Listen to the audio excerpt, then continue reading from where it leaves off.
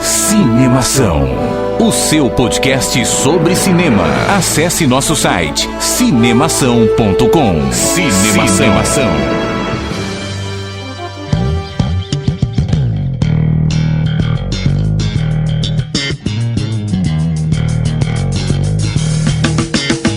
Seja bem-vindo ao podcast Cinemação número 126. Eu sou Rafael Arinelli e meus quadros a óleo não se mexiam.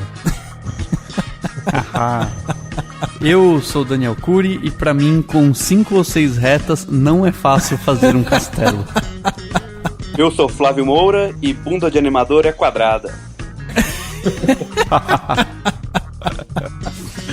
Eu sou Matheus Moura e sinto muito aos animadores clássicos, mas motion design também é uma forma de animação. Olha aí, já começou polêmico já. E não somos parentes. É verdade. Eu já tava perguntando isso pro Matheus antes, se vocês eram parentes, irmãos e tal. Não, né? Só coincidência, né? Ou destino.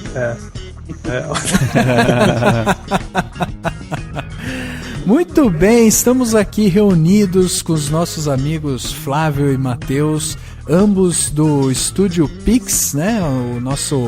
Um dos estúdios de motion design aí que leva essa categoria, né, se a gente pode dizer assim, com tanto talento, né? Vocês já devem ter acompanhado um pouco do trabalho, porque é um trabalho que já está bem difundido aí, e a gente chamou eles para justamente conversar sobre essa profissão de motion designer, né? É bom deixar isso claro, que tem o motion design e o motion designer. Isso. Senão daqui a pouco tem gente chamando de eu faço motion designer. Não, se você faz um motion designer, você está fazendo um filho, certo? Basicamente. É verdade, tem gente que fala isso mesmo. Eu já ouvi muita gente falar de designer. Eu faço designer. Exatamente, é um mal da profissão do designer gráfico. Exatamente, cara. Então vamos conversar sobre motion design logo depois do quadro Repercussão. Agora no Cinemação. Eu começo, então. Repercussão. E eu me surpreendi com o filme. Repercutindo o que rolou durante a semana. Repercussão. É isso aí. Agora eu quero ouvir.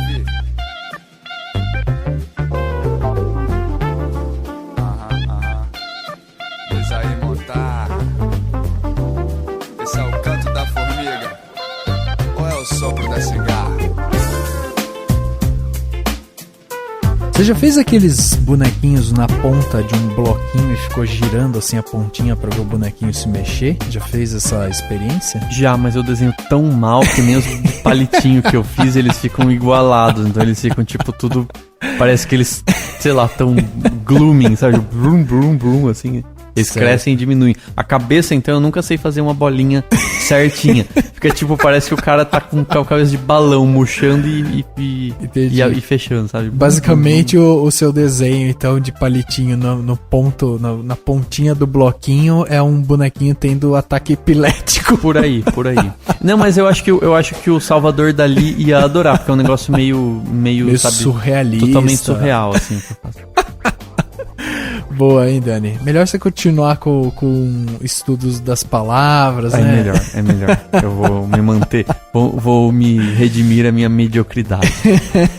Dani, por favor, lembre nossos queridos ouvintes como que eles fazem para escrever aqui pro podcast do Cinemação, para entrar em contato com a família Cinemação, né? Como que eles podem escrever pra gente, deixar lá seu comentário lá pro Cauê, por exemplo? Ai, Cauê, que voz sexy que você tem, etc.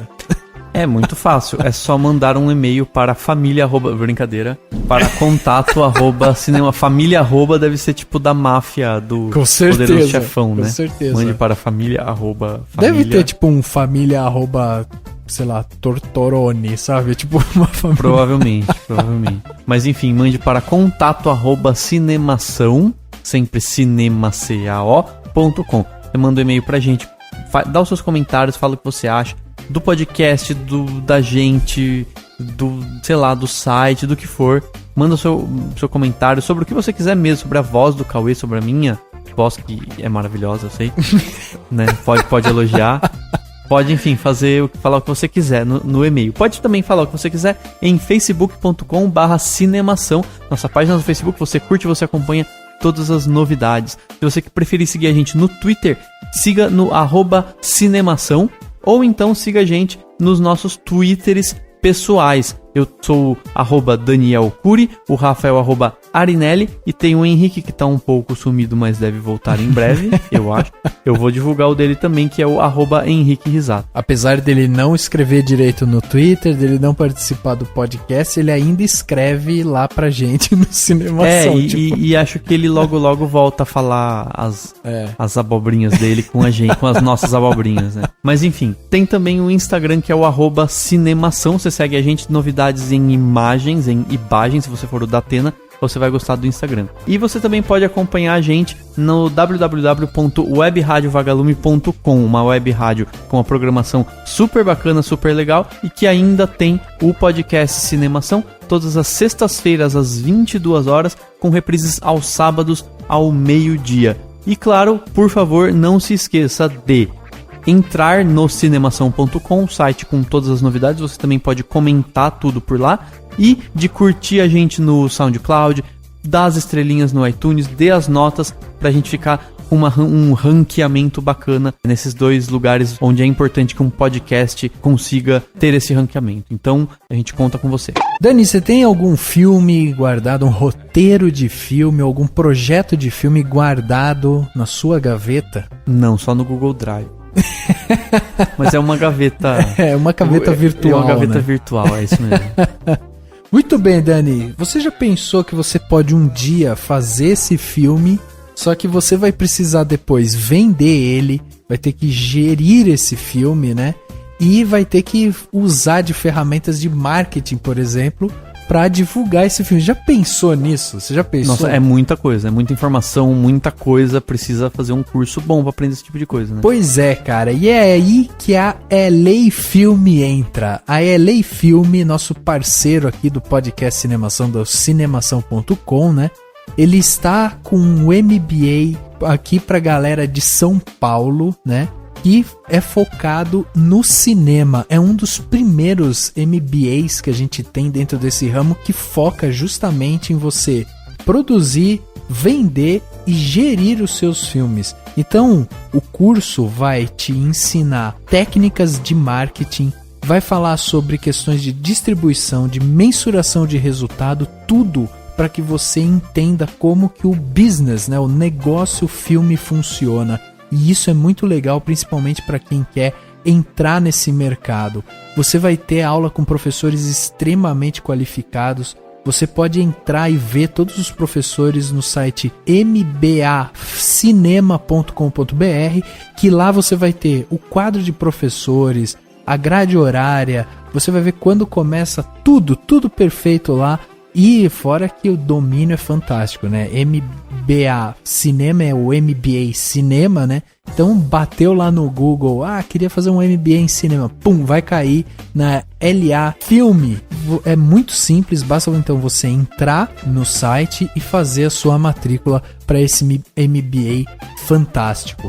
Que tal, hein, Dani? Tirar esse filminho aí do Google Drive, fazer um MBA e então finalmente rumo ao sucesso. Eu acho que é uma ideia não só sensacional, como também traz um profissionalismo pro cinema. Muita gente às vezes reclama, fala assim, porque no Brasil não tem aquela coisa de Hollywood, porque no Brasil o pessoal faz filme e depois não sabe distribuir, não sabe trabalhar com o marketing, aí o filme fica num cantinho, né? Exatamente, não consegue. cara. E é isso que tá precisando. Então esse MBA também, ele combina com o novo momento que o audiovisual brasileiro tá vivendo e que vai crescer cada vez mais, né?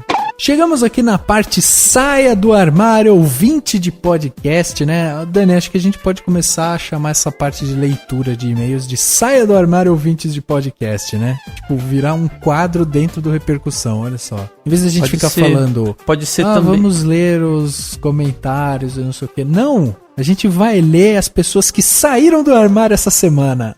É que daí se a pessoa vier xingar a gente, ela não... né? Porque sair do armário é aquela pessoa que vem só mostrar que tá lá ouvindo. E tem gente que às vezes pode odiar a gente. Então eu acho que a gente precisa ser mais abrangente. A gente vai ler comentários. Eu acho que sim, não tem problema. E aí alguns saem do armário que falam, olha, eu tô ouvindo vocês, parabéns, tudo mais. Se você quiser sair do armário também, porque odeia a gente, saia do armário e deixe seu comentário fala, que odeia xinga a gente.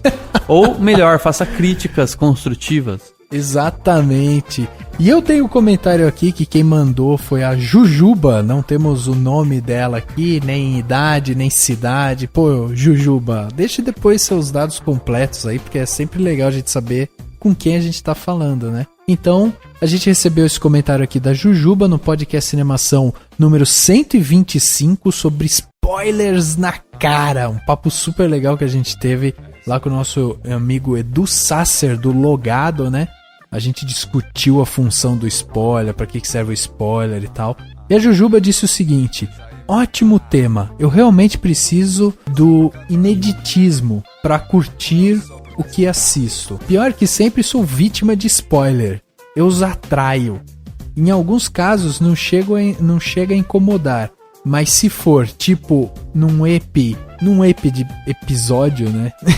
Um episódio. Como o de Lost, do No Harm, né? Em que tu jura que mais uma vez o Jack dará um jeito em tudo e no final termina em morte, ou sobre o que tem na escotilha, foi spoilhada nos dois. Tipo, eu não assisti Lost, cara, então isso, o que eu entendo é que isso deve ser uma coisa importante. Na verdade ficou assim, ó, tipo num EP como o de Lost, ou o do No Harm, em que tu jura que mais uma vez Jack dará um jeito em tudo e no final termina em morte. Não é isso? Porque... eu acho que o do No Harm é tipo episódio de Lost, porque entendeu? Ela colocou Jack dará um jeito e no final termina em morte. Eu pensei no Jack Bauer do 24 Horas. Ah, não. Mas não, então Jack viajei, mas tudo bem, viajei. Você também, pelo Por isso que a gente é cinemação e não seriação, né? Se o Henrique tivesse aqui, ele corrigiria a gente e deixaria tudo claro. Exatamente. Não, mas tudo bem. Mas o importante é que ela quis dizer que já recebeu um spoiler que foi complicado, porque você acha que vai dar tudo certo e não dá, e papapá, e aí esse realmente é o tipo de spoiler mais chato, porque daí você já sabe que vai dar tudo errado. Isso que foi uma coisa que a gente discutiu, né, também. Qual que é o tamanho do spoiler? E até teve gente que comentou, eu vi alguns comentários de gente falando: eu sou mais parecido com o Edu, eu sou mais parecido com o Rafael, eu sou mais parecido com o Daniel, não sei o quê. E tipo, eu me importo ou não com spoiler. Tem gente que não se importa em receber tanto spoiler, dependendo, né, do tipo de coisa que tá assistindo e tal. Mas a questão é, independente de... Eu até escutei, eu vi algum comentário que alguém falou que a gente, tipo, enfatizava um pouco que, tipo, o spoiler não acontece tanto nos cinemas como acontece nos seriados. Tipo, é meio... Cara, que, tipo, os spoilers, eles são importantes em todos os âmbitos, tanto nos seriados quanto nos filmes. Agora, a frequência que eles acontecem nos seriados, inevitavelmente é maior, porque você tem muito mais conteúdo de seriado diário do que filmes. Justamente, é exatamente isso. Exatamente, é uma questão, né, de quantidade. Sai durante a semana e as pessoas ficam correndo atrás. Diferente de filme que, né, assim, você tem toda semana lançamentos, mas nem sempre tem lançamentos. Todo mundo sai que nem louco pra assistir porque tem aquela coisa que ninguém pode saber, né? É diferente, então... Exatamente. Dani, e você? O que temos de ótimos comentários? A gente recebeu um e-mail sensacional do Rafael Domingues Rodrigues. E eu vou até falar de onde ele é no final do e-mail dele, né? Ele comentou assim: olá, pessoal do Cinemação. Descobri o podcast de vocês há pouco mais de 3 semanas. Ouvinte jovem, sempre bem-vindo. Seja bem-vindo ao podcast Cinemação, como diz o Rafa. E tenho ouvido o dia todo. Gosto de trabalhar ouvindo entrevistas, palestras, etc., mas era muito difícil encontrar conteúdo bacana e de longa duração. Gosto muito de ouvi-los, é como bater um papo com pessoas que têm o mesmo gosto que nós. Para mim é uma aula. Por favor, sigam entrevistando profissionais da área. Isso é muito importante para que pessoas como eu buscam se aprofundar na área. Forte abraço a todos. Sigo ouvindo aqui de Bogotá, Colômbia. Então, olha aí, comentário internacional. Veio lá. Ouve a gente, pra quem ouve palestra, ouve coisas importantes, coisas profundas, começou a ouvir o podcast Cinemação. Que bom que você gostou, Rafael. E continue ouvindo a gente aí de Bogotá. Hoje com certeza você vai gostar então do podcast, né? Porra, sem dúvida nenhuma. E você que escuta o podcast Cinemação e tal, está fora do país, está curtindo aí novos ares ou tentando a vida em novos lugares e tal, saia do armário também, deixe seu comentário aqui, queremos saber de onde você fala. A gente quer saber de que país você é e quem sabe um dia a gente não vai pra Bogotá gravar um podcast Cinemaction. Cinemacion.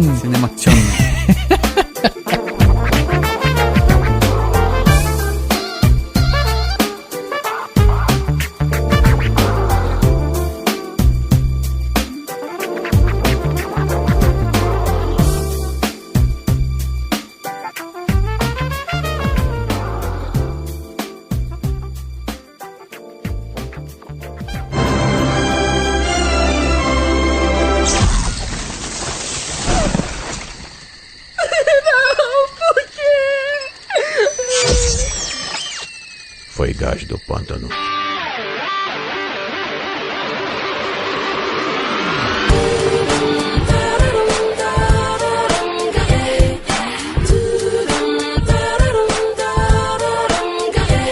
Flávio, Matheus, a gente pode dizer que motion design é uma arte que já ela é antiga, visto que ela vem lá daquela parte de animação clássica e tal, ou não? Ou a gente considera motion design uma coisa totalmente nova no mercado, por exemplo? Olha, motion design é bem antigo, da década até do cinema, adotou muito na parte de vinheta de abertura, dos créditos, do encerramento. Um nome que é um expoente que eu lembro aqui da tempo de faculdade é o Saul Bass, que ele fazia essas aberturas brincando um pouco com o visual, o som e a tipografia, né? Ele fez várias introduções de filmes, inclusive cartazes. Então, motion design, apesar dele ter se popularizado muito nos últimos anos, ele é mais antigo. Os primórdios dele, a meu ver, vem lá da década de 50 e 60 no cinema, né? Depois na TV. Entendi. Ou pode ser até antes, né? Porque sempre teve as aberturas de vinhetas de TV, né? A ABC e outros canais tinham a logo que era animada, né? Mas nesse tempo a animação de motion design, né, ainda era feita em filme, com lâminas e recortes. Era um trabalho muito mais, digamos que, mecânico, no sentido que era físico do que digital. E nesse caso, quando a gente para pensar em motion design, para as pessoas visualizarem o que é o motion design, elas podem entender isso como uma forma de animação, tipo, como que eu consigo diferenciar o motion design de uma animação clássica, por exemplo? Olha, eu acho que o grosso do motion design, apesar de não ser só isso, é que o motion design tem mais relacionado com uma animação até mais abstrata. A animação clássica tem mais personagens, uma história, uma narrativa. O motion design não se prende só a isso, né? Tem, por exemplo, vinhetas, créditos. É uma animação que ela trabalha com conceitos muitas vezes abstratos, e tenta traduzir esses conceitos visualmente. E não necessariamente utilizando elementos figurativos, né? Como uma bola, um personagem, qualquer coisa desse tipo. Às vezes só tipografia, formas geométricas. Eu acho que o ponto do motion design para animação clássica, assim, diferente é esse. A meu ver também, né? Eu não sou nenhuma unanimidade, nem nada na área.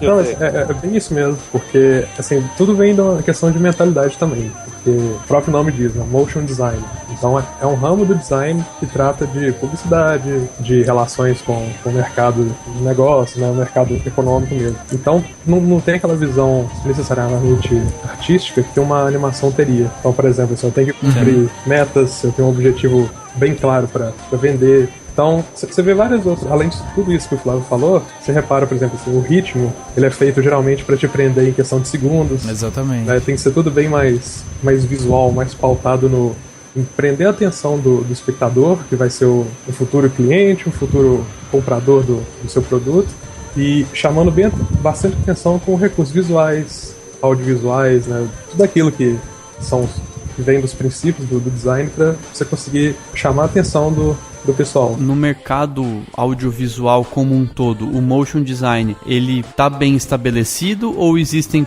muita gente que mesmo estando no audiovisual fica confusa, não sabe o que é, não conhece, como que funciona? Pra gente aqui em BH mesmo, tem os dois extremos, né, E tem o pessoal que entende muito bem, inclusive tem agências especializadas no motion design que tem um diálogo bacana, que sabe o que é, qual que é a meta certinha. Mas tem o contraponto também de tanto profissionais quanto clientes que acreditam que é só uma forma de animação. Entendi. E isso tá meio que entrelaçado também ao velho problema da profissão do designer, né? Que é explicar o que você faz. Você não faz só desenho, você faz projeto. Eu sei como é que é isso. Né? Então, é bem misto, sabe? Você pode se deparar com uma pessoa que é super entendida, que não vai te acarretar problema nenhum, até um outro lá que acha que você só tá fazendo um desenho e que qualquer alteração em qualquer etapa do processo é ok, sabe? Então, é bem a gente pode entender que todo o processo de animação do motion design, tanto que seja uma animação em tipografia ou mesmo uma animação... Porque vocês têm um trabalho que vocês fizeram, inclusive, pro Assassin's Creed, né? De divulgação e tal.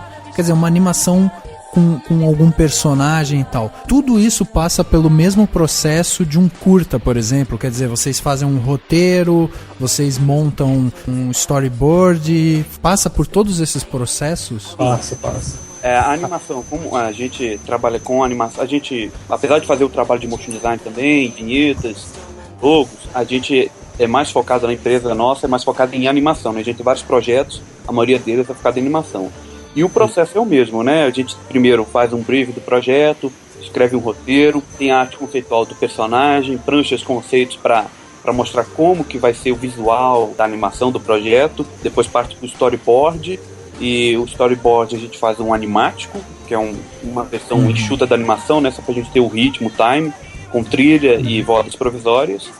E depois a gente faz a produção do footage final, né, que são os personagens, os cenários, os elementos gráficos que vão estar no projeto, na animação, as vozes finais dos dubladores e trilha, né? É o mesmo processo, né? Roteiro, storyboard, animático, animação em si, som e decupagem final. O processo não varia. Mesmo sendo um processo, uma animação tipográfica, quer dizer, só com fontes. Sim, só com fonte também é o mesmo processo. Tem a discussão, o roteiro. Muitas vezes o roteiro, quando é um projeto mais tipográfico, ele acaba se prendendo mais na descrição e na ação do que vai ser, né? Do que uma animação com diálogos, né? Porque você descreve, olha, entra uma logo girando dessa forma, ela se abre, se divide a tela, esses tais elementos se mostram.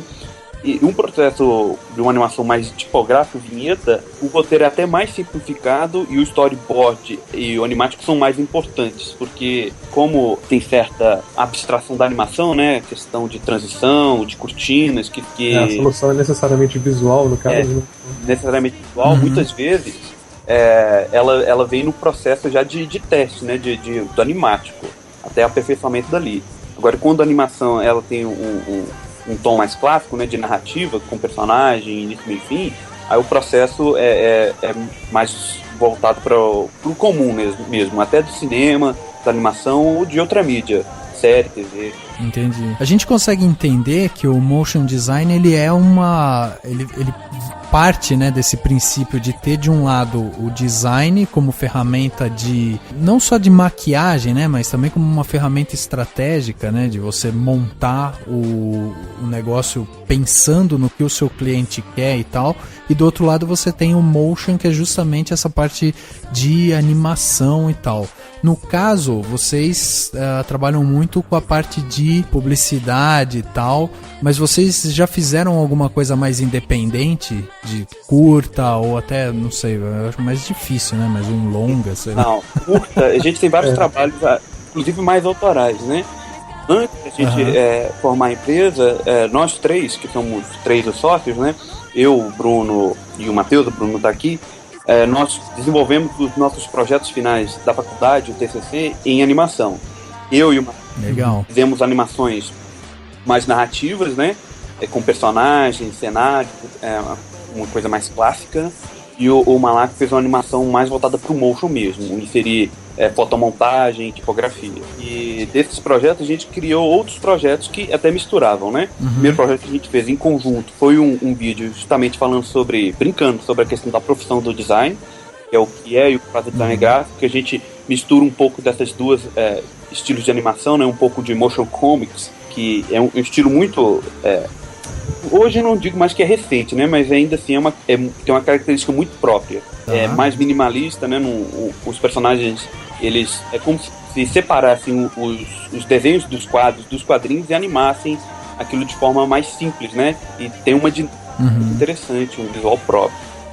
E depois disso, a gente fez outros vídeos puxando pro lado institucional, que a gente conseguiu trabalhar com a questão de personagens, que a gente fez um vídeo pro curso Abril, de jornalismo, uma empresa de computação nas nuvens, né? Stealth System, que a gente trabalhou com um conceito muito interessante sobre o vídeo institucional da década de 50, com até uma linguagem mais obsoleta, típica, né, da década de 50, que ficou muito interessante o resultado final.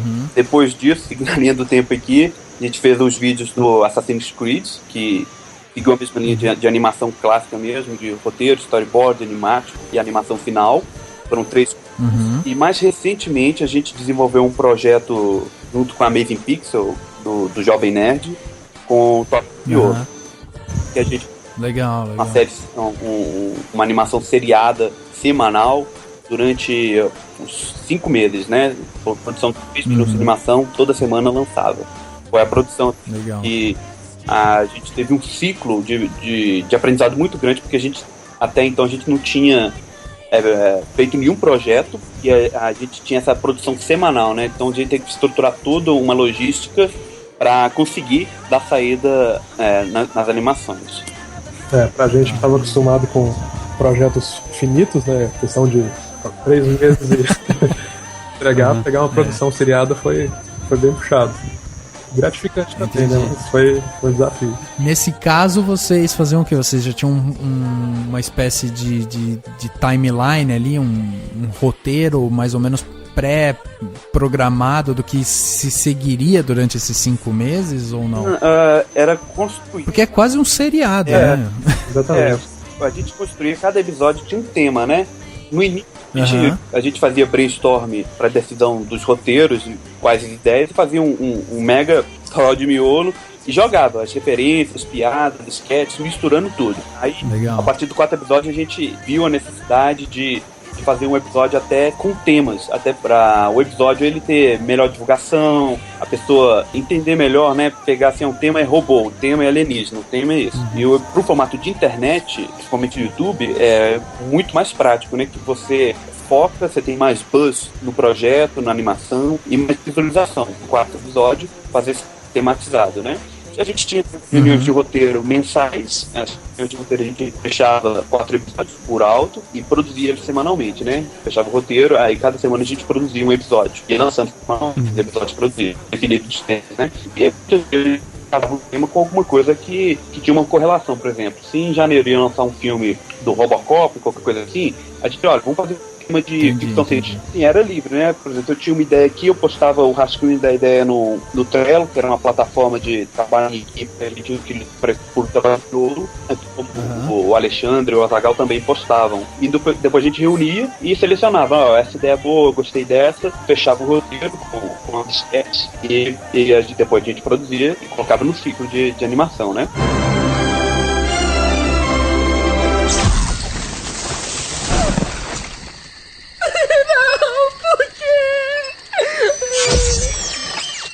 Foi gás do pântano.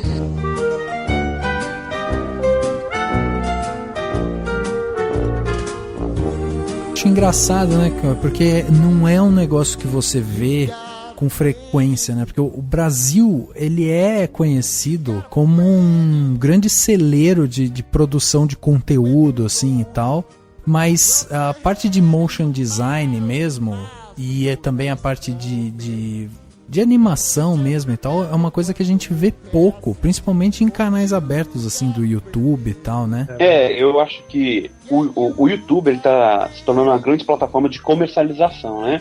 Vários outros canais, até com Porta dos Fundos, que começou no YouTube e agora tá na Fox, outras animações de sucesso, como 5 Alguma Coisas, Rebosteio, conseguiram abraçar um nicho muito interessante de mercado do YouTube. Dessa maneira, conseguiram até padronizar uma produção periódica, né? Eu acho que o exemplo que a gente tinha em mente quando a gente começou a Toró de Miolo como uma referência era o 5 Alguma Coisas, né? Que eles produziam uma animação que eu acho muito boa, curtinha, toda semana. Apesar de ser um mercado novo, eu vejo muita coisa nova surgindo, né? Principalmente focada no YouTube, em ser um canal do YouTube com views semanais para divulgar esse tipo de projeto, né? Assim, particularmente, eu acho muito interessante ter esse espaço livre, né? Que as pessoas podem jogar ideias e essas ideias podem ser captadas, né? Que nem o Porta dos Fundos. Eram um coletivo, queriam fazer vídeos de comédia, mas não queriam. O formato da V não agradava, que era um formato quadrado, que não encaixava o tipo de humor que eles queriam. Eles fizeram isso autoralmente por fora, num veículo que não é um veículo de grande massa, né? Diga-se de passagem, e conseguiram um sucesso. E foram pra TV, nos termos deles, né? Com o formato deles, com o humor que eles produzem. Que eu acho muito positivo. Você poder produzir um conteúdo autoral, de qualidade, ter a chance de ganhar visibilidade, expor o seu trabalho e futuramente divulgar ele para outras pessoas, né? Para fora do Brasil, ou até ter a chance de um canal comprar a sua ideia. Exatamente. Eu acho a internet uma das melhores formas de se conseguir isso, né? Da pessoa conseguir mostrar do que é capaz.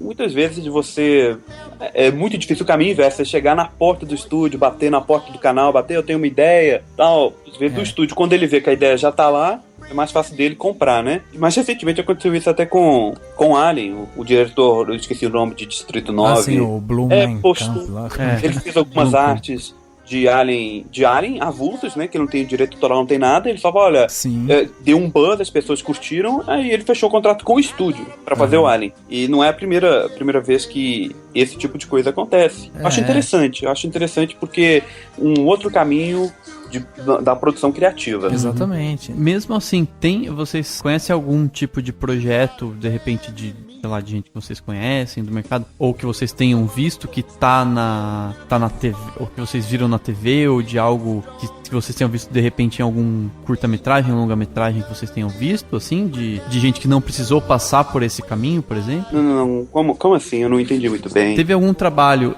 mesmo que não seja de vocês, que vocês tenham visto porque vocês viram, por exemplo, na TV e falaram assim, pô, legal, assim, mesmo que não tenha se iniciado na internet, ou isso vocês veem muito mais na web hoje? Eu acho que a web está se tornando o meio final de divulgação. Netflix, por exemplo, que é a internet, né? É o conteúdo na internet pronto, e ele cresceu enormemente. E eu acho que as pessoas, elas pensam muito mais em se formar dentro da internet, o YouTube, né, em ter um canal de sucesso no YouTube, do que aquilo ser uma plataforma para divulgação, né? Eu vejo um pouco disso.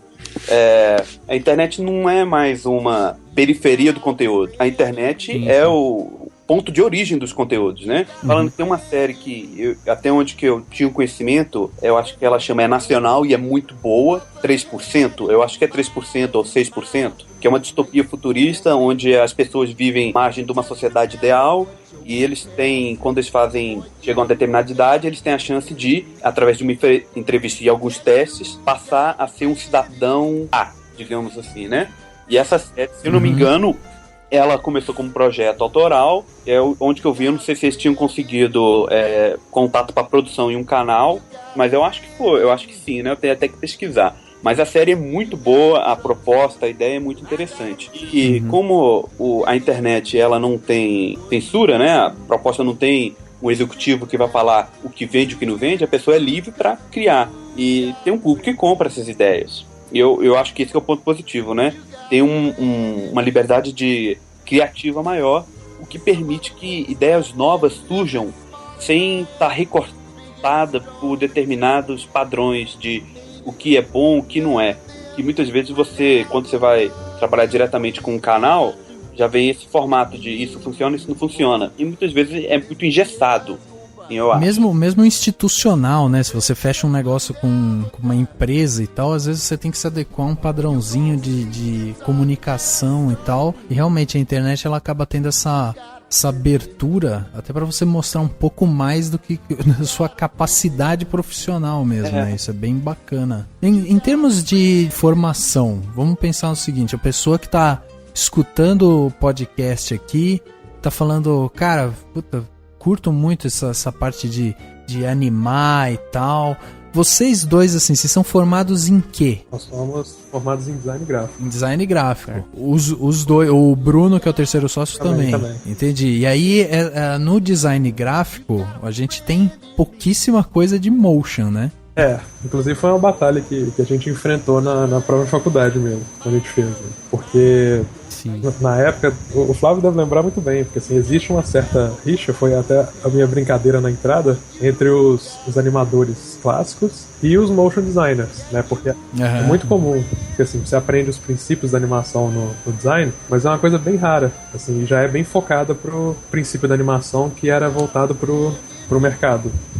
Então, os princípios da animação clássica são pincelados. Então, o que é comum sair da faculdade de design gráfico é um motion designer que conhece os princípios da animação clássica, mas ele recorre ao design principalmente para fazer os vídeos dele. E aí, quando você fala isso, a gente diferencia essa pessoa que vê a animação clássica, assim. Na verdade, o final acaba sendo mais ou menos a mesma coisa, não é? Ou o cara que faz animação clássica acaba trabalhando muito mais com cinema, e o motion design acaba trabalhando muito mais com publicidade. Eu acho que tem muito a ver. O que sempre acontece é o quê?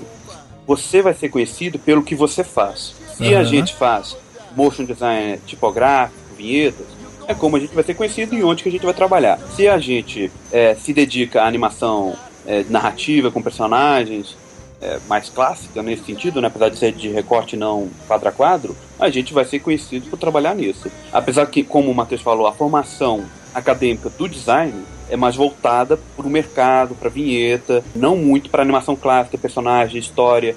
Não existe um aprofundamento de roteiro, de storyboard, nada disso. A gente, como a gente tinha essa paixão por animação, por cinema, por contar histórias, a gente correu atrás, a gente estudou esses temas, estudou roteiro, estudou composição visual, time de animação, keyframe, posição-chave. A gente correu fora da tabela, porque essa parte da teoria não é aplicada na escola de design. Exatamente. A escola de design aplica mais composição visual, paleta de cores, harmonia, contraste, dinamismo, tudo isso que se aplicar na imagem.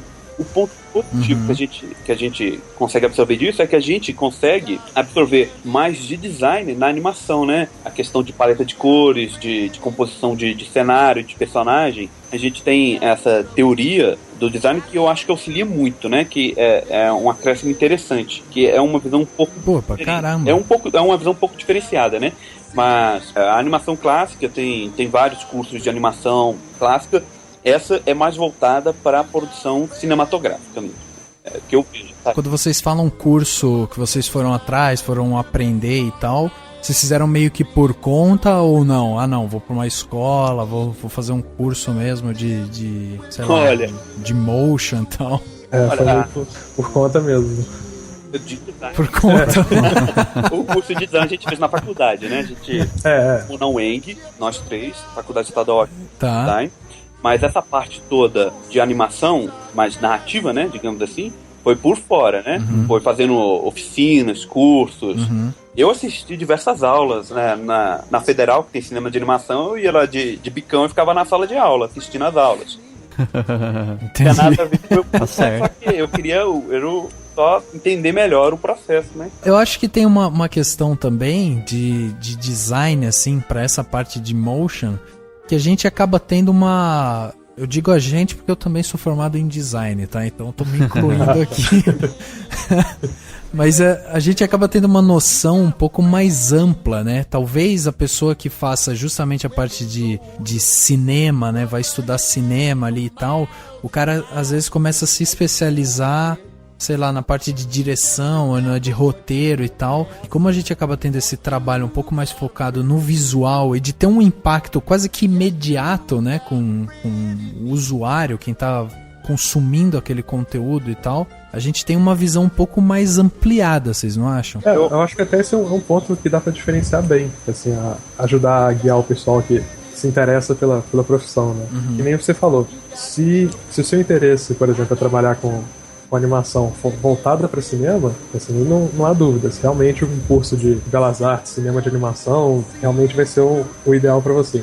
Agora, se você pretende fazer uma animação voltada pro mercado mesmo, com certeza você vai extrair muito mais numa faculdade de design, mesmo que você se especialize depois numa faculdade, né, de animação convencional. Aliás, um pensamento que eu tive aqui, assim, me corrijam se eu tiver algo de errado, mas eu vejo que quando eu vejo filmes mesmo, dirigidos por diretores que passaram muito tempo seja pelo design ou pela área da publicidade como um todo, vamos colocar numa área só, eles costumam ser muito eficientes, assim.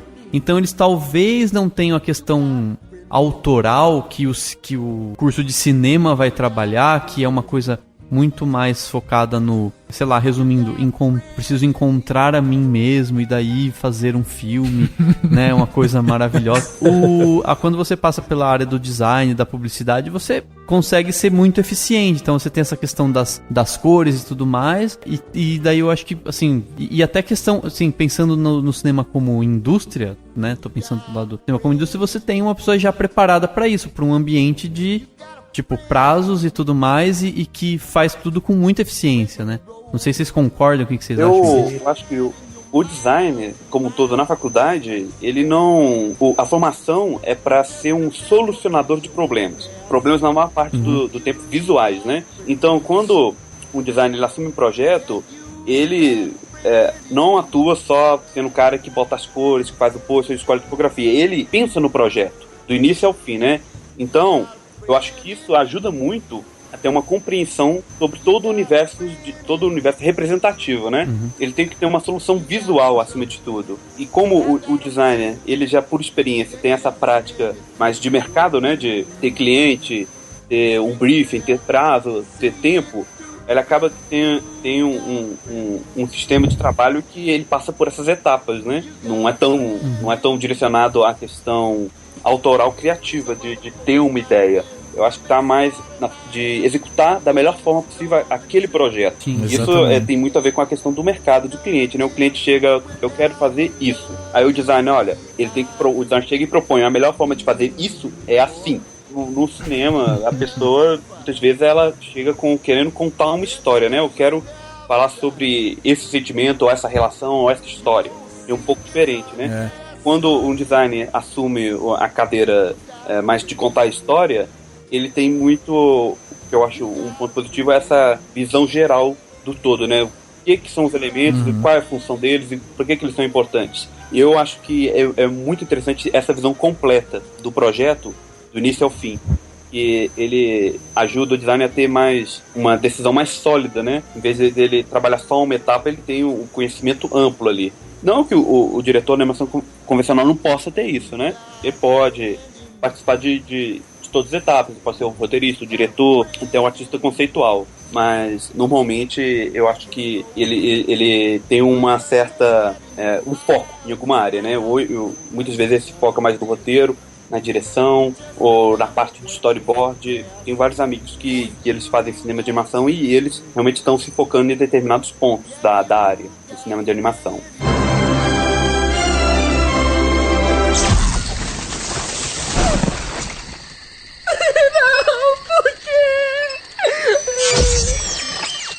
Foi gás do pântano.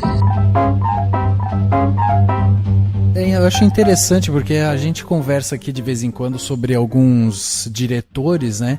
E são uns pouquíssimos que a gente fala, pô, o cara se formou em cinema, fez cinema, pós-graduou em cinema, não sei o que, hoje ele é um diretor de sucesso.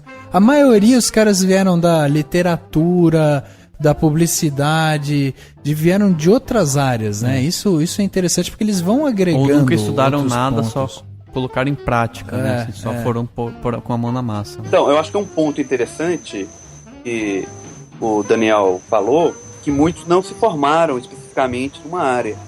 que eu falo, olha, que eu até converso com outras vezes que eu tenho a oportunidade de conversar, falo com o Matheus, com o Bruno, e apesar de nós, Estúdio Pix, não termos uma formação profissional, nenhum de nós se formou em cinema de animação, a gente correu atrás e está trabalhando nisso, está desenvolvendo conteúdo autoral, está desenvolvendo séries em animação. Eu acho que conta muito mais a vontade e a dedicação àquilo, a paixão, do que um diploma, né? A pessoa não... Sem dúvida. Um diploma não faz você ser aquilo. É o que você faz que faz você ser aquilo. Não é um diploma que vai me dizer que eu sou um diretor, que eu sou um designer, que eu sou um animador. É o meu trabalho, o quanto de sangue e suor que eu gasto naquilo. Por isso que eu acho que, muitas vezes, uma pessoa que ela se destaca na profissão por paixão, ela tem um trabalho mais aprimorado, mais salta aos olhos, né? Porque tudo que ele faz, muitas vezes é teste e erro, né? Ele está sempre aprendendo e disposto a correr atrás. Exatamente. Vocês acham que é essencial a pessoa que quer aprender, que quer fazer o motion design, é essencial que ela saiba desenhar? Eu acredito que não, viu? Eu já tive uma opinião contrária, mas acredito que não. É o que a gente aprende na nossa faculdade lá, que assim, o designer tem que saber resolver a imagem. Então, por exemplo, se eu quero passar uma ideia ou conceito, não interessa se vai ser através de tipografia ou de ilustração, rascunho, fotografia, qualquer coisa, desde que eu atenda o meu objetivo. O ensinamento que a gente recebeu na faculdade é assim: se no processo criativo lá você consegue passar suas ideias lá para o resto falando assim, um personagem assim, você faz um rabisco lá qualquer e traduza um mínimo, sabe? Funcional, bola pra frente. Não é, você não precisa ser um ilustrador para ser um designer e trabalhar com motion design. Entendi. O outro sócio mesmo, o Bruno, ele não ilustra. E é um motion designer excepcional, sabe? Assim, legal. O tipo de linguagem que ele usa é bem voltado pro cinema de comerciais mesmo. Então é bem focado, bem diferente da minha e do Flávio, inclusive. E nós somos ilustradores, então a gente acaba tendendo pra esse lado mais figurativo, né? Trabalhar com personagem, cenário, esse tipo de recurso. E o Bruno, que desenvolveu outras áreas, tem um approach totalmente diferente do nosso. Né? A sensação que eu tenho quando eu vejo o vídeo de vocês é que ele tem uma estética, tipo, em termos até de personagem e tal, às vezes similar, sabe? Parece uma assinatura que o estúdio tem, sabe? Não sei se é os traços ali, eu não sei. Tem uma ou outra que foge um pouco, mas, por exemplo, lógico, né? O Assassin's Creed é a série, mas se você comparar toda a série que vocês fizeram do Assassin's Creed e comparar também com algumas sketches que você tem no Toró de Miolos, você percebe um design muito parecido, sabe? Sim. Eu acho que nesse caso em específico foi um pouco pela liberdade que a gente teve na hora de desenvolver o projeto, né? Porque no caso dessa trilogia do Assassin's Creed, a gente meio que recebeu carta branca pro desenvolvimento visual. Então assim, a gente conversou a respeito do roteiro, do desenvolvimento em si do plot, mas o desenvolvimento visual ficou por conta da gente. Então, né, assim, a gente tentou criar um visual um pouco exagerado, que distanciasse um pouco do jogo, que é hiperrealista, né? Porque assim, é cômico, então não faria sentido criar aquele tom mais pesado. No caso do Toró de Miolo, que também veio meio que uma carta branca para desenvolver o visual, assim, de novo, caiu no humor, né? Então, assim, caricato de novo e tal. E realmente, assim, tem uns traços que permanecem, assim, o tipo de enquadramento, o tipo de tratamento que você dá pra personagem, né? Esse tipo de coisa acaba sendo mais visível, né? Eu acho sensacional isso, porque você tem hoje como um maior símbolo em termos de animação, de quadrinhos e tal, que é o Maurício de Souza. E um traço que não se perdeu em 30 anos, sabe? Sim. Então, você percebe que é uma assinatura de um artista, né, ali. E aí eu acho sensacional isso, porque você consegue ver a estética de vocês sendo aplicada e replicada em vários trabalhos, né? Eu ia perguntar pra vocês, vocês chegaram a trabalhar com alguma coisa em termos de cinema mesmo ou não? Hoje o foco é na publicidade. Cinema, o Flávio pode até falar melhor, é um projeto nosso à parte, um projeto autoral, que é o Depois do Fim do Mundo, e provavelmente assim, ele é voltado mais pro cinema no sentido de ser um curta ou um longa talvez, ou mesmo o aspecto de série que ele possa vir a assumir, mas seria uma linguagem mais voltada pro cinema convencional, né? Esses outros projetos são mais voltados pro meio comercial mesmo. Eu acho que em termos de cinema, série, Depois do Fim do Mundo, que começou como um projeto, é um projeto autoral, né? Um TCC, que a gente desenvolveu o roteiro, e a gente está trabalhando a ideia para vender uma série de animação ou um filme. É um projeto que é mais ambicioso hoje, e tem essa pegada bem de cinema, né? De arte, de história, de personagem. Agora, próximo, eu acho que, tirando Depois do Mundo, o projeto que a gente teve mais próximo, não de cinema, mas com a produção seriada, foi Toró de Miolo, né? Que a gente passou por diversos temas e piadas pelo mundo do cinema, né? Então, exatamente. Teve mundo de cinema, cultura pop, videogame.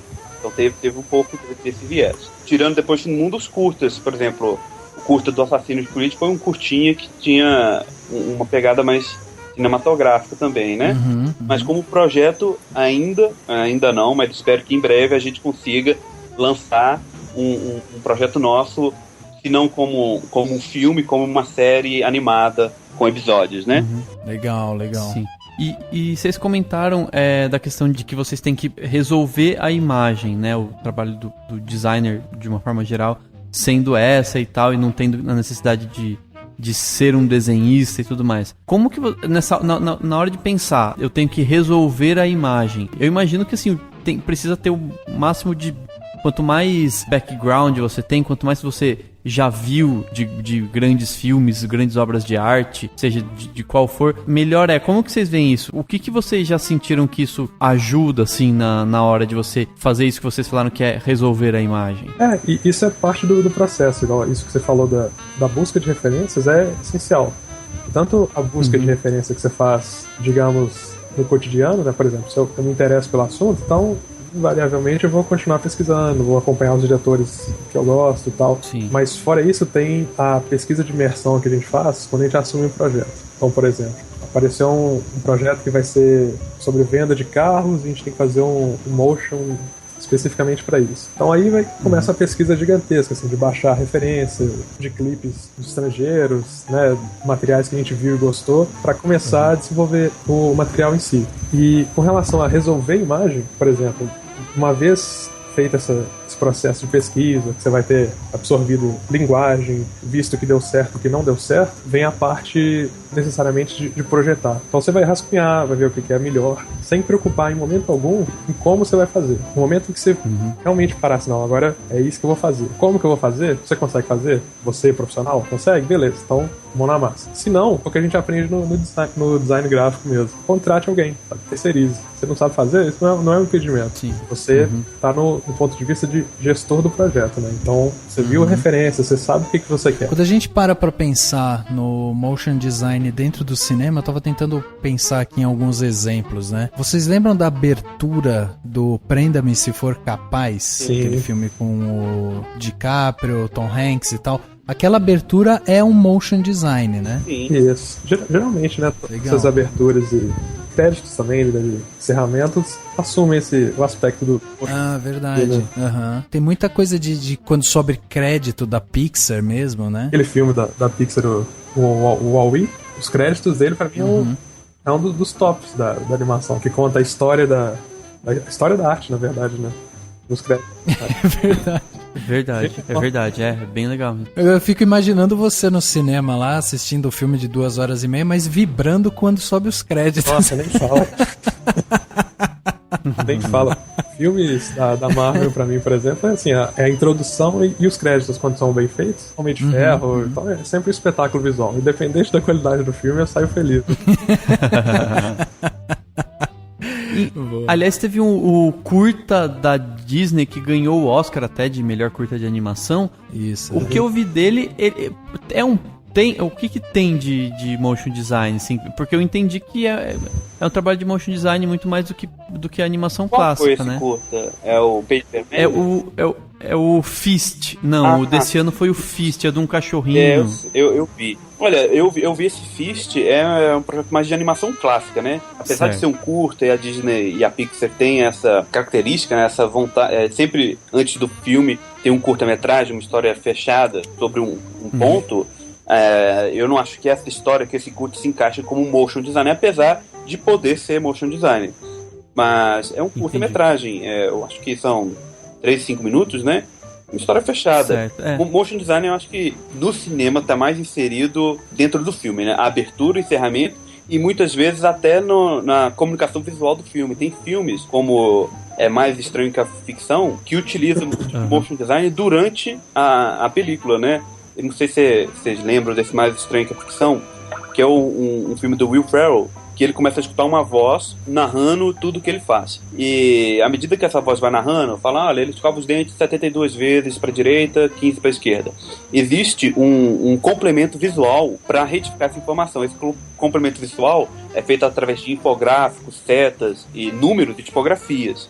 E esse trabalho de inserção é do motion design. Assim como, por exemplo, quando se insere caixas de texto, né? A pessoa está escrevendo no celular e vem a mensagem na caixa de texto. Essa solução visual, muitas vezes, estabelecida pelo motion design, né? Essa caixa de texto, ela vai vir onde, como, ela vai ser traqueada em algum ponto ou não. É interessante isso que o Flávio falou. Tem até uma aplicação mais fantasiosa. Todo mundo lembra do HUD do Homem de Ferro, né? Sim, é verdade. É uma peça de motion design também. Não tem uma necessidade explícita de comunicar da forma convencional, mas ela tá ali para simular dados, né? Que refletem que ele tá numa batalha, que o equipamento dele foi danificado. Então tudo isso tem sinais. É uma luz diferente que você coloca, é um efeito de strobing que você coloca na luz para parecer que ela tá em alerta, né? Então é um processo também. Tem alguém fazendo aquilo, tem alguém pensando, e tem alguém sentado muitas horas pensando no visual do produto. Pra fazer aquilo.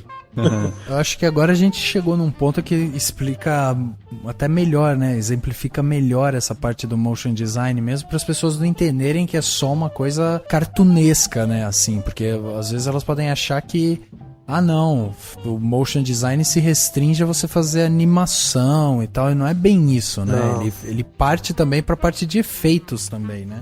É um conceito parecido com o do design em si, né?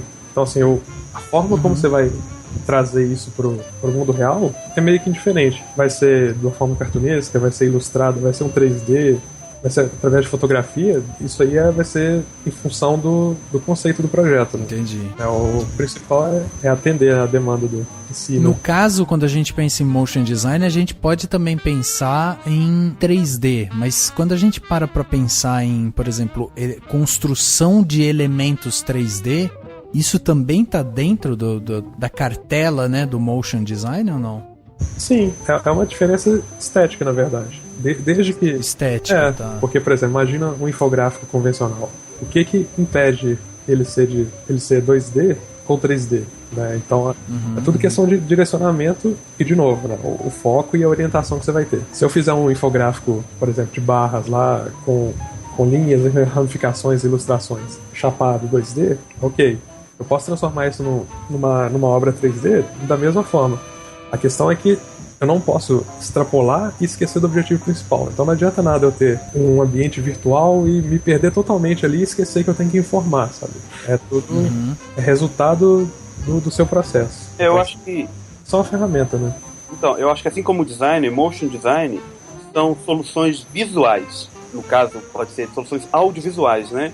Independente do que seja, pode ser uma solução, por exemplo, chega com a demanda. Olha, eu tenho um filme, eu tenho esse crédito aqui, eu quero seguir esse conceito, prenda se for capaz. Crédito, tem essa trilha sonora, eu quero apresentar o elenco, os produtores e diretor, mas eu quero que tenha um conceito de perseguição. Aí o motion design senta com a equipe, planeja, olha, vamos fazer perseguição, a gente pensou em elaborar personagens iconográficos, à medida que a tipografia vai escorrendo na tela, descendo em linhas, a gente vai fazer esses personagens transitando em vários pontos do cenário. E você percebe, por exemplo, nesse motion design específico, que o motion design da abertura apresenta elementos decorrentes no filme inteiro. A questão da perseguição, o personagem do Tom Hanks tem um óculos, o personagem representante dele tem um óculos. Exatamente. A questão do avião, do personagem do Leonardo DiCaprio, ele ser um falsário, se disfarçar de piloto. Isso foi representado na abertura. Então, muitas vezes, a abertura, ela adianta elementos, mesmo de forma indireta, da narrativa e se completa, né, com a narrativa. Ou quando essa solução visual vem no meio do filme, né? Homem de Ferro tem lá a tela dos painéis de computação. Independente se esses painéis vão ser 3D, 2D, a estética, muitas vezes, ela é estabelecida pela necessidade. Por exemplo, Homem de Ferro, que está trabalhando mais efeitos, um realismo, é essencial que o motion design ele se construa paralelo àquela demanda que já está pronta. As cenas já estão filmadas, os processos já estão sendo feitos. Então o motion design tem que se adequar àquela linguagem. Muitas vezes tem a liberdade de criar uma linguagem, ou outras vezes você tem que se adequar a uma linguagem que já está pronta, né? Então, o principal ponto mesmo é você tem que comunizar, você tem que fazer uma solução visual para aquele problema, né?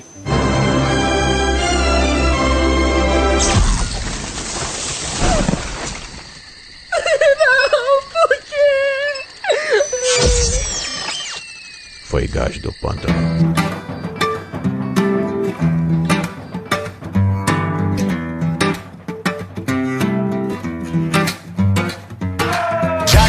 Brasileiro e que o som do pandeiro é certeiro e tem direção. Eu lembrei até agora do 300. A abertura dele também é toda motion design. Agora que eu tô entendendo, melhor o que é.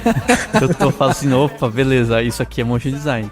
Aí, e realmente eu lembrei do 300, que daí tem todas as cores, né, usadas no filme, e óbvio que eles tiveram que eles usaram toda a base já dos quadrinhos, que já tinha todo o visual, né? Isso, acho que pra mim esse é que é o grande charme dos créditos do 300, porque assim, ele dialoga com o filme, ainda traz um pouco da HQ em si, né? Você vê que ele traz um pouco mais estilizado, então foi muito bem feito, né? Sim. E daí ele já é bem assim, pra quem acabou de ler vamos, imagina a sequência, né? Acabei de ler a HQ, deu play no filme, você tem tipo uma transição, né? Tipo lá da HQ parado pro filme, né? Com atores reais, e você tem esse meio termo, né? Interessante mesmo. É, bem legal. Agora, falando um pouco de software, né? Hoje, qual que é a ferramenta básica que vocês usam no dia a dia? É Photoshop, After, Flash? É isso que vocês usam no dia a dia? Isso. No nosso caso, a gente não usa o Flash, né? A gente usa mais o After. Ah, tá. O Flash legal. também é uma ferramenta, né? Inclusive, já perguntaram várias vezes pra gente, né? Se a gente usa o Flash em si. Pelo que eu entendo, assim, sem ser um entendedor do programa, eu acredito que seja mais fácil fazer algumas animações lá, né? E ele tem aquele aspecto de facilitar interações, né, com outros sistemas, então é uma solução também, né?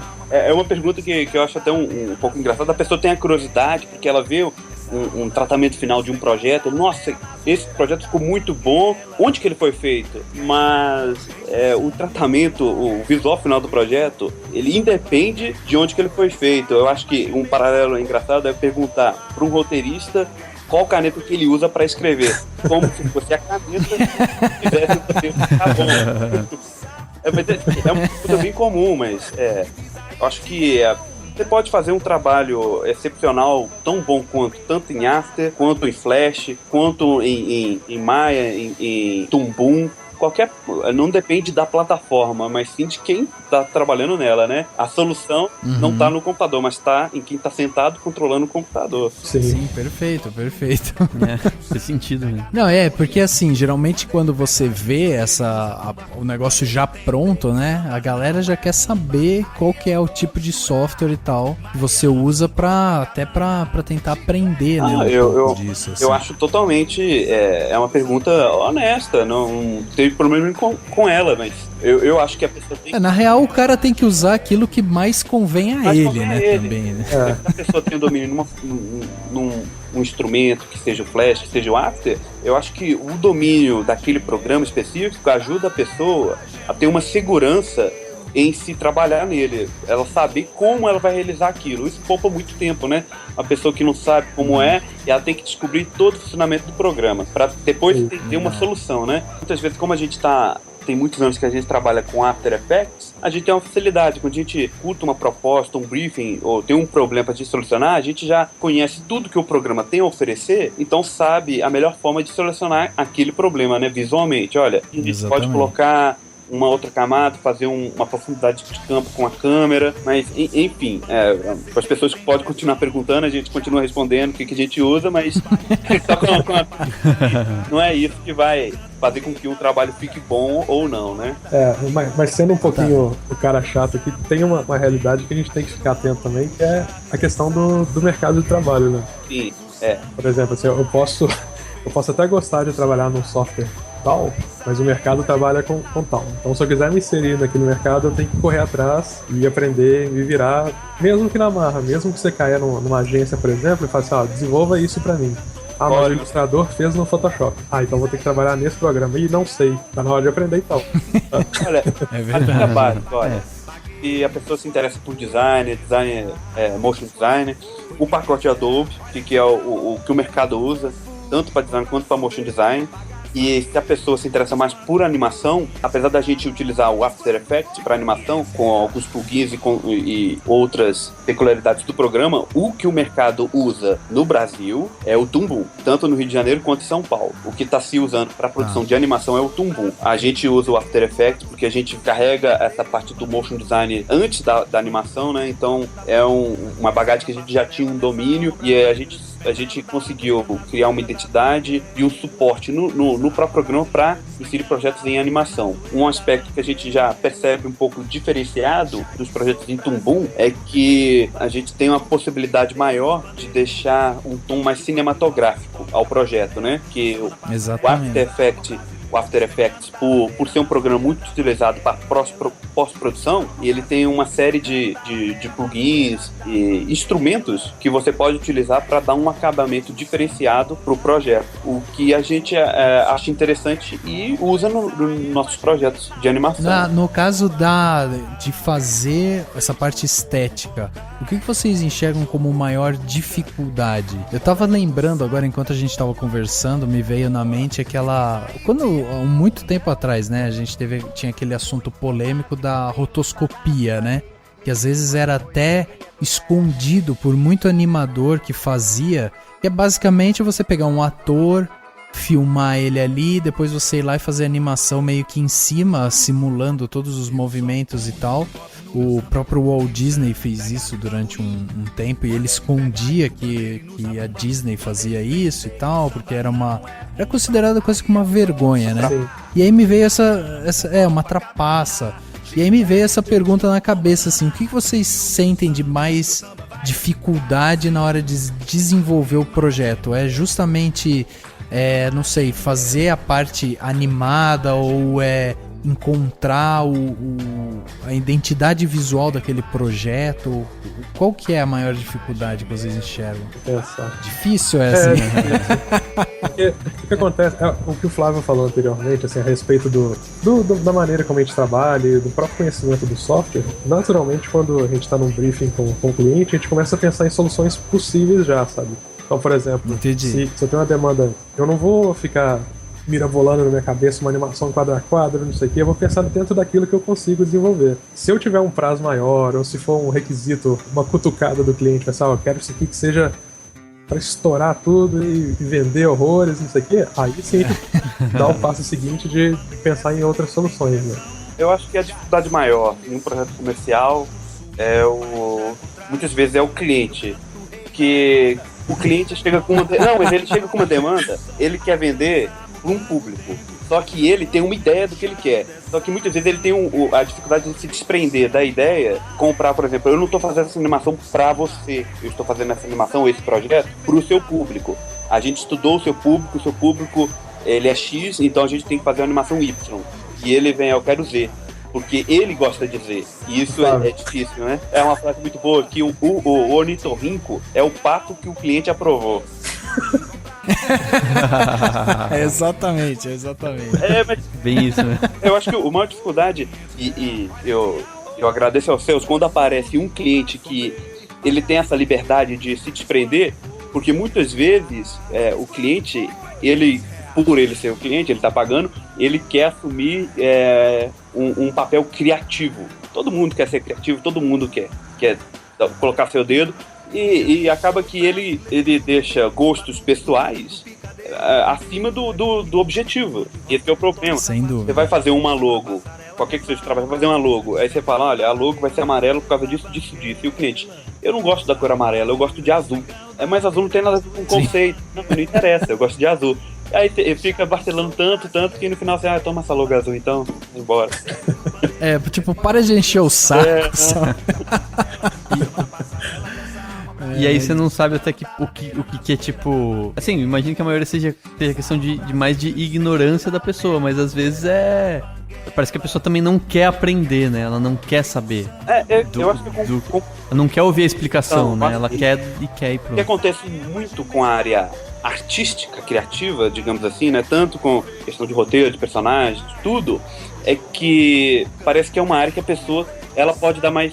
não que ela não tenha opinião, mas só que ela acha que ela pode construir mais. Por exemplo, você não vai numa consulta num médico, que é um profissional que você confia, e ele te fala, eu vou te receitar tal remédio. Não, eu vou tomar um outro remédio. Acredita no que o cara tá falando, porque ele estudou para aquilo. Agora, uma área que mexe com elementos comuns, digamos assim, de visuais, né, que a pessoa viu N comerciais, viu N vinhetas, viu N marcas, ela se sente mais à vontade porque ela acha que aquele assunto, ela domina aquele assunto porque ela teve vivência com ele, né? Uma vivência de espectador. Aí eu acho que dificulta um pouco nesse tipo de aspecto, porque quando você está falando profissionalmente daquilo, você não está falando como espectador, né? Você está falando como profissional, você está embasado em experiência, em teoria, em muita coisa. Aí muitas vezes a pessoa só quer ter aquela vontade, aquele desejo. Eu acho que por vezes é ego. E o Matheus está falando da experiência que a gente fez um vídeo institucional e a gente fez o melhor possível e tal, mas só que a cliente queria escrever o texto e ela mandava um texto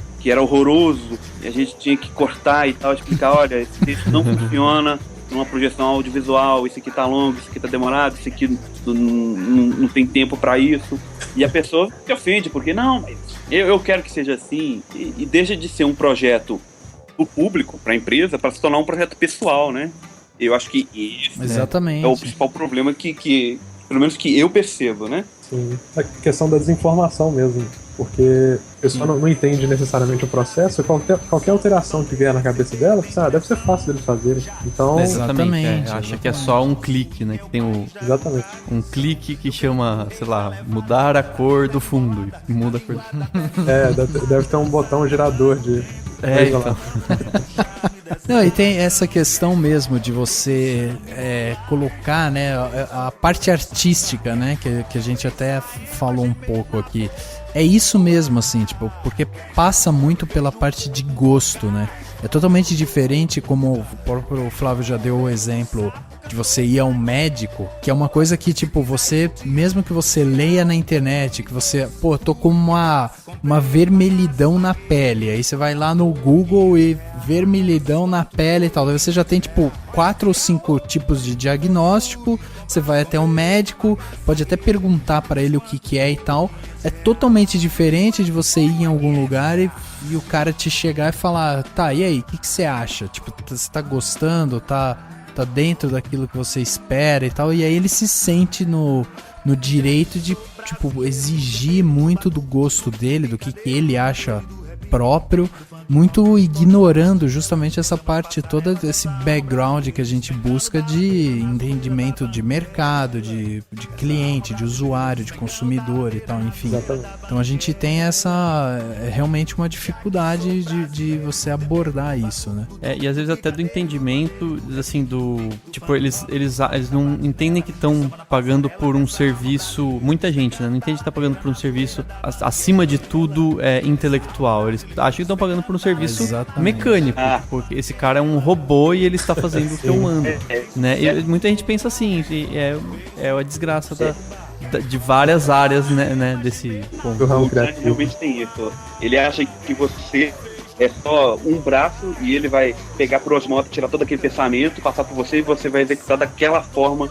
Realmente eu vejo muito isso, que o cliente, ele já chega com a ideia pronta, que eu acho que é uma grande parte do problema, porque o designer, Ele não é um mecânico que vai simplesmente traduzir os seus pensamentos numa imagem que você quer. Ele soluciona um problema. Então, quando a pessoa ela chega com um problema e ela estabelece o problema pro design, pro motion designer, aí vem uma solução que está de acordo. Agora, quando a pessoa ela já vem com a solução na cabeça dela, muitas vezes aquela solução não tem uma lógica que a pessoa espera que tenha, né?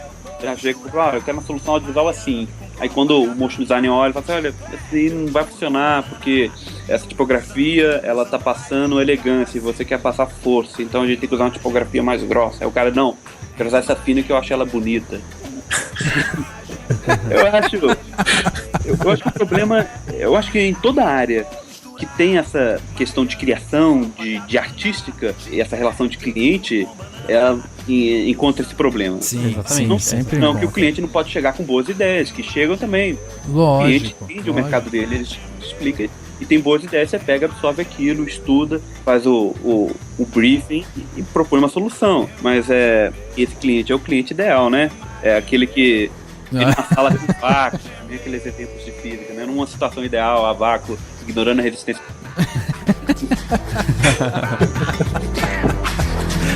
Exatamente.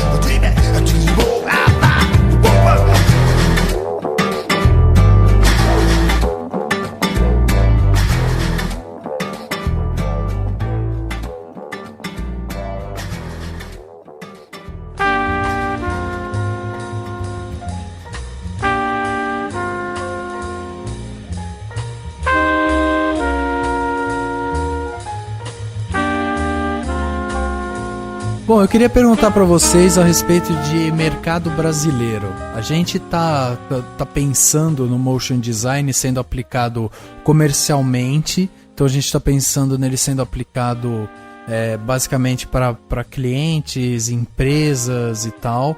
A gente também falou do motion design como ferramenta de cinema mesmo, né? De você trazer novos elementos para o cinema e tal. E eu queria que vocês falassem para mim o que vocês pensam, o que vocês acham do mercado brasileiro dentro dessa área. Assim, é um mercado que está evoluindo? Vocês veem uma evolução? Por exemplo, tá fácil para vocês encontrarem mão de obra terceirizada, pessoas criativas?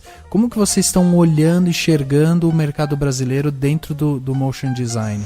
Acho que não só do motion design, mas esse mercado de entretenimento, do pessoal que trabalha com essa veia artística mesmo, acho que a gente não poderia estar vivendo uma época melhor, sabe? Tanto pela popularização mesmo, uma coisa que a gente não tinha no passado, que é assim, a forma como a gente trata o entretenimento, assim, tanto o cinema, os jogos que faturam bilhões aí, então isso movimenta a economia, atrai profissional capacitado, então é o cenário ideal, e eu imagino que só vai melhorar daqui pra frente. Isso traz alguns problemas também, né? Principalmente questão de profissional mesmo. Por exemplo, você tem um profissional que é excelente no que ele faz, mas ele não atende a função mínima, que é, por exemplo, trabalhar em equipe, sabe?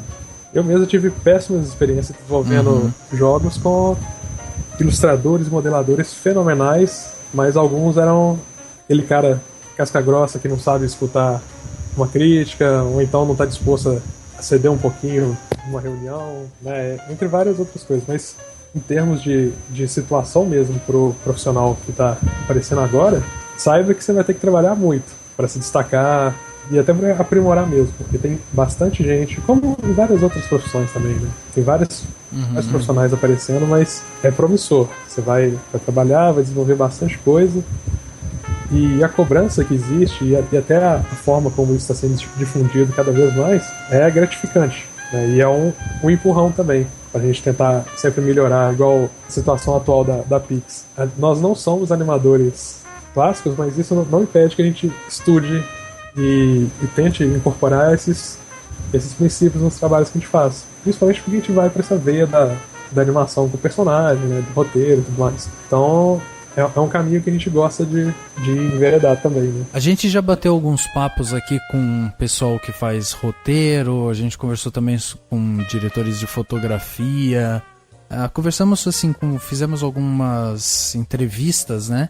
E muita gente fala que, assim, no momento o mercado brasileiro de entretenimento é o momento de você ir lá e colocar a cara tapa, sabe? Tipo, se você é um cara que faz motion design, se você é um cara que gosta de fazer animação ou de alguma coisa, pega o seu projeto, coloca no YouTube, tipo, divulga. Exatamente. Se você tem um roteiro guardado de um seriado, sai batendo na porta pra mostrar, porque é um momento criativo muito promissor no Brasil, diferente de várias outras áreas. Né? Eu acho que isso é um conselho muito bom que vale pra qualquer área, que é o seguinte, né? O não você já tem. Então, você não tem nada a perder. O não, por exemplo, você tá com vergonha de ir lá entrar em contato com o profissional, mandar sua ilustração, seu desenho, seu roteiro pra ele ler, pra ele dar uma opinião. Tipo, nossa, será que ele vai xingar e tal? O não você já tem. Então, você não tem nada a perder. Então, é questão mesmo de calçar a cara e ir. Exemplos disso, eu acho que tem muitos exemplos. Eu lembrei aqui agora, por exemplo, o Van Diesel, ele fez um filme caseiro com os amigos, bateu na porta do Spielberg e mostrou o filme. E depois ele, quando o Spielberg viu o filme, gostou e botou Van Diesel no Resgate do Soldado Ryan. Exatamente. Então, você não tem nada a perder, você só tem a ganhar com uma postura proativa, né, de não ter vergonha, além de receber não, porque você vai receber muitos nãos e muitas críticas. É isso que vai te fazer melhorar, é isso que vai fazer você acertar, arrumar e bater lá de novo na porta no ano que vem, mostrar. Tem que ter perseverança, né? Insistência. Verdade. Sim. É interessante. E é muito impressionante mesmo, como é unânime, todo mundo tá falando mesmo, né? O mercado audiovisual como um todo no Brasil tá muito bem e só tende a melhorar, né? E até eu comentei, a gente comentou no outro quadro, né, no Repercussão, cada vez mais a pessoa precisa se profissionalizar, né? Buscar assim, não sei se vocês concordam, buscar cada vez mais também, né, além do próprio esforço, buscar cada vez mais cursos e coisas que te deixem dentro de um mercado que vai ser cada vez mais competitivo, né? Eu acho que a pessoa nunca pode ter a arrogância de achar que ela tá boa, que ela chegou lá, que hoje eu consigo, eu sou o cara. Acho que tem que ter a humildade de reconhecer que sempre tem uma coisa nova a se aprender com outra pessoa, né? Então, ter a mente aberta, né? Pra você não... Porque quando você se fecha, é quando o mundo se fecha pra você. Então você tem que ter a mente aberta pra compreender e aceitar uma nova técnica, um novo estilo, uma nova tendência, tentar abraçar isso e evoluir junto com o mundo, né? Não, legal. Sim. Você falou de tendência, tem alguma nova tendência pro motion design? Tipo, tem algum tipo de tendência que vocês vêm chegando assim, que é uma coisa que deve pegar pros próximos anos ou não? A tendência aí é evoluindo com o tempo mesmo, novas tecnologias, novos softwares? É engraçado você tocar no assunto. Um tempo atrás eu comecei a reparar assim, da inserção do 3D cada vez mais agressivamente, né? De uma forma positiva. Porque eu acho que talvez isso seja mais em função da minha informação e do tipo de referência que eu buscava, né? Assim, de ir para o motion tradicional e por isso eu acabei não percebendo que o 3D já estava atuando de uma forma mais clara há mais tempo, né? Mas eu acho que eu não consigo notar assim, uma tendência em questão de estilo. Pelo contrário, eu consigo ver cada dia mais a profusão absurda de soluções. Assim, desde um 3D mesclado com 2D e fotografia. Não sei se vocês viram aquela série nova da Netflix, o Marco Polo. Sim. Os créditos iniciais que tem um pouco de fotografia com a câmera de captura em slow motion, né? Então, e tem inserção de 3D, tipografia. É sensacional. Assim, é uma mescla de várias técnicas diferentes. Né? Exatamente, Legal. Talvez a grande tendência seja essa polarização, né? Você ir colhendo vários pontos de vários lugares. Eu lembro que na época da faculdade tive um professor que falava pra gente que o futuro era você ver um advogado fazendo botânica e sendo contratado como advogado especializado em botânica, mas tipo...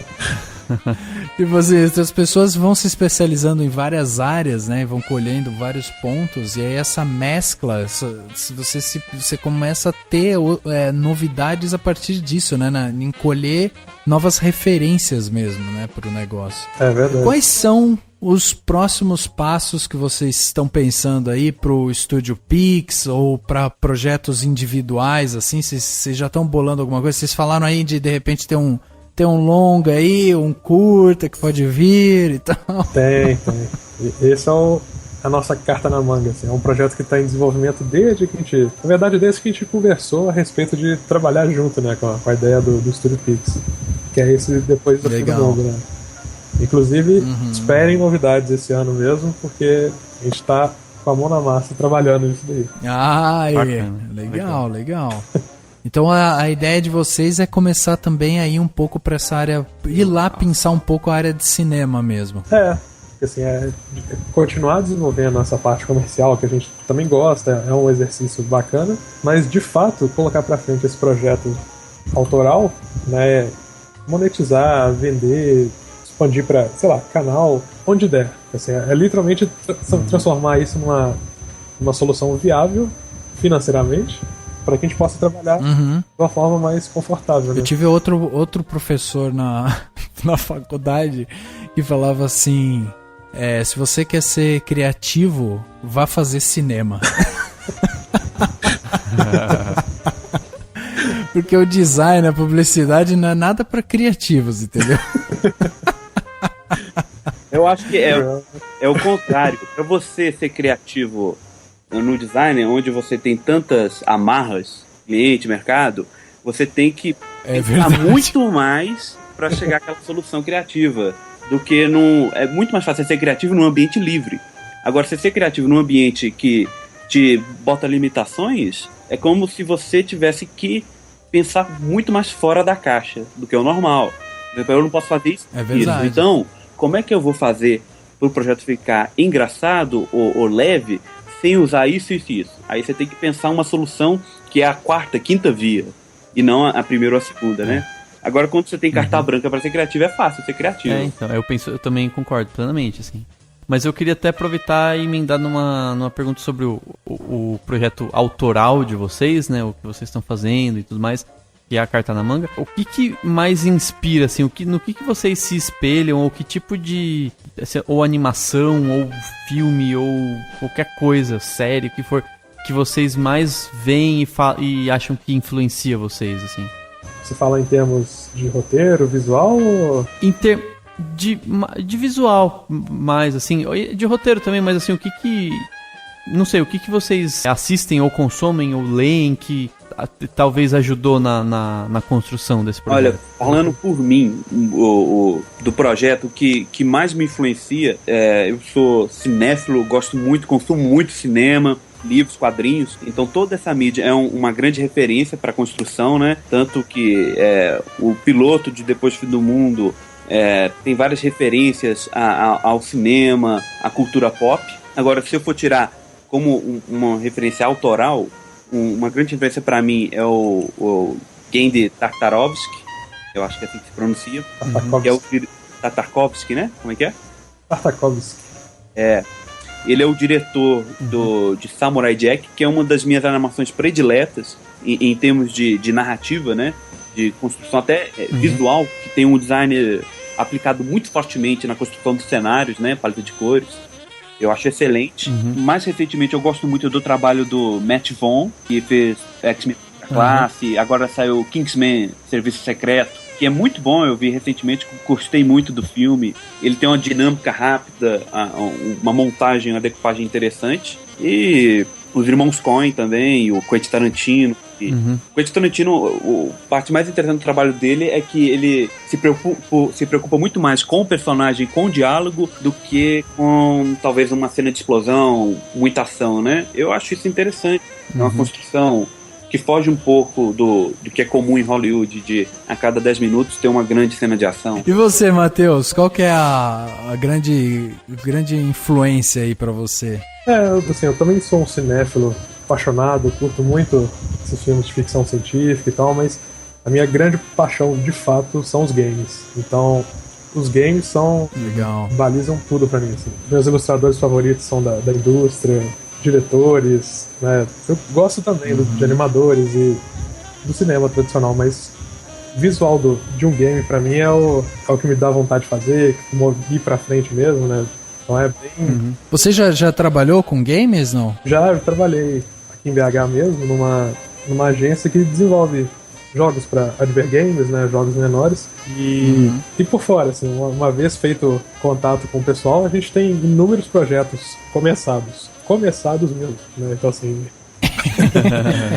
de tudo. Então você deve ter se deleitado no do Assassin's Creed, né? Nossa, nem fala, o Flávio lembra na época.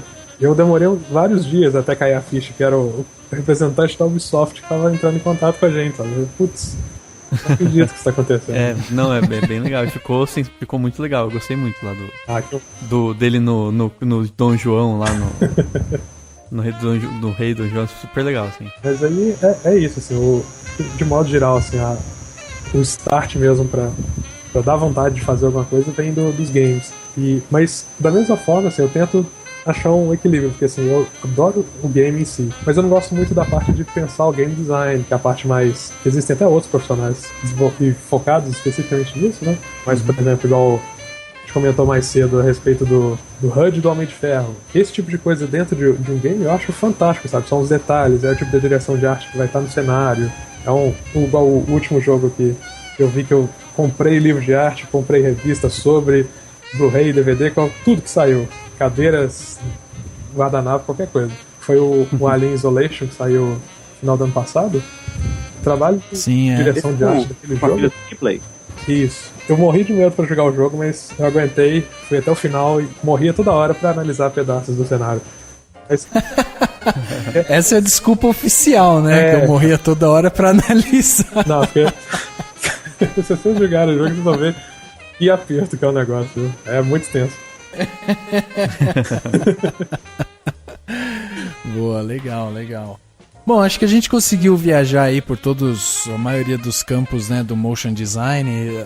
Eu acho que o interessante é isso. A gente tem essa função dentro do nosso podcast, que é justamente trazer profissionais dessas áreas para contar um pouco desse dia a dia, né, do que é o trabalho que envolve ali, que permeia o cinema, né? Porque muita gente às vezes senta lá na hora de ver o filme e... que filme legal. Ou de consumir qualquer produto audiovisual, né? Assim, de uma forma geral. E demora, assim, não pensa em todos os profissionais que podem estar envolvidos, em todas as técnicas que podem estar ali e tudo mais, né? Mesmo quando a gente fala, nossa, que filme bosta, né? Tipo, a gente... Cara, às vezes o filme é uma bosta, assim, mas, tipo, tem uma cadeia de pessoas por trás. Às vezes o filme como um todo é uma bosta e você não pode xingar o cara que participou dele porque, de repente, ele é um baita no profissional em uma área muito específica, né? Exatamente. Prometheus tá aí, né? Eu adoro o filme, o Flávio me critica o tempo todo, mas eu adoro esse filme, cara. Cara, que vergonha você falar que gosta desse filme. Não pro Brasil, né? Não pro Brasil.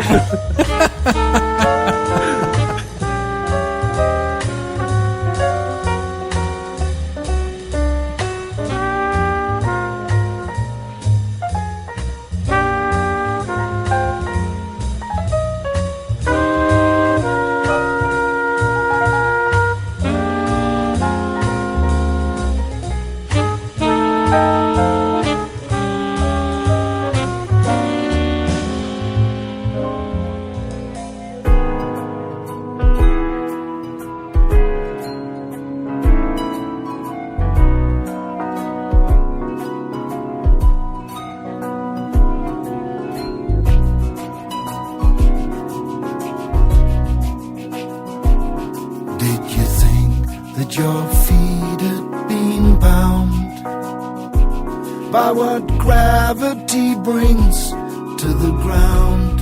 Chegando ao final de mais um podcast, agora o podcast Cinemação número 126. Conversamos aqui com os nossos amigos Flávio e Matheus Moura. Olha, você já podia, tipo, podia ser uma dupla, né?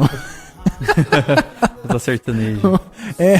Não são irmãos, mas têm o mesmo sobrenome, então já é melhor que economizem palavras, entendeu? Na hora de apresentar os dois. Então conversamos com os dois, falamos sobre motion design Gostaria de agradecer aqui a presença de vocês no nosso podcast, humilde podcast. A gente é pequeno, mas é humilde, a gente é limpinho.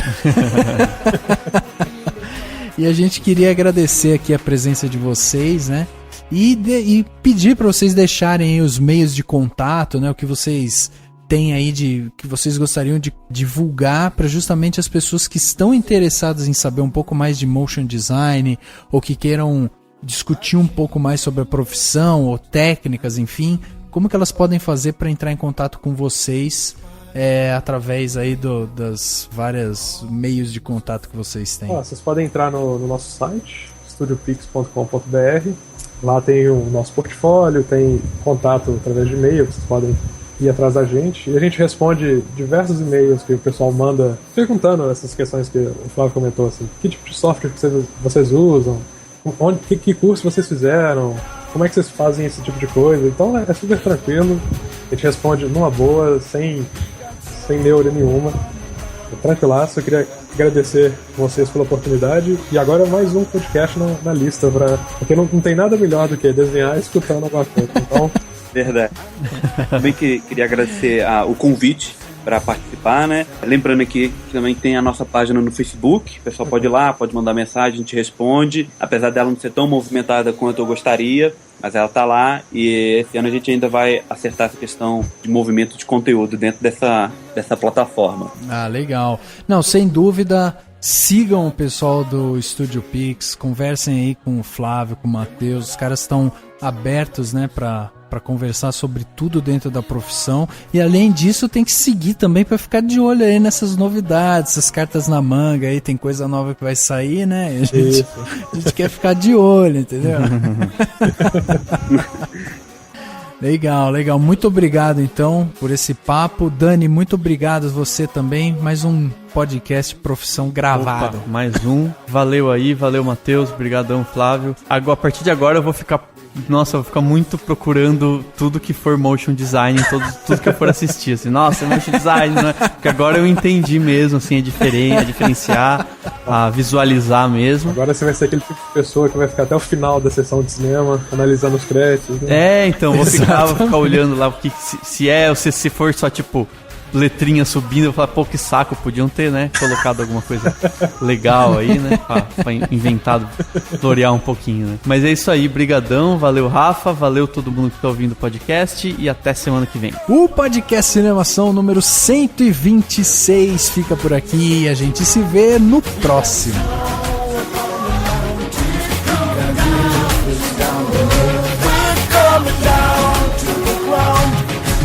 The birds sing in the trees, and the land where we look after the summer seas. We're coming down to the ground. There's no better place to go. There's snow upon the land, and the is down there. We're coming down to the ground. We hear the birds sing in the trees, and the land where we look after.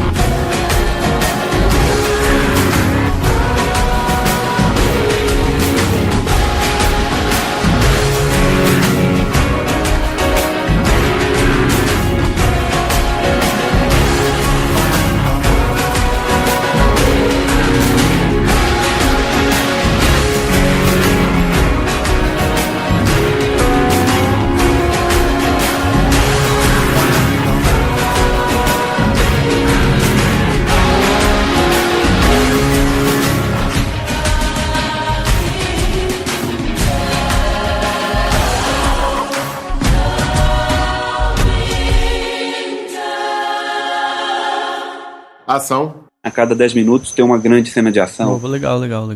Não, eu sempre tenho curiosidade de ver, assim, o que tipo, o pessoal... Porque às vezes quando eu penso em mim, eu tenho dificuldade mesmo de pensar o que mais me influenciaria, sabe? O que mais faz eu criar alguma coisa, né? E daí eu sempre tenho curiosidade de saber esse tipo de coisa também. Fora a Priscila, rainha do deserto, que sempre te Fora a Priscila, rainha do deserto, que move a minha vida. Exatamente.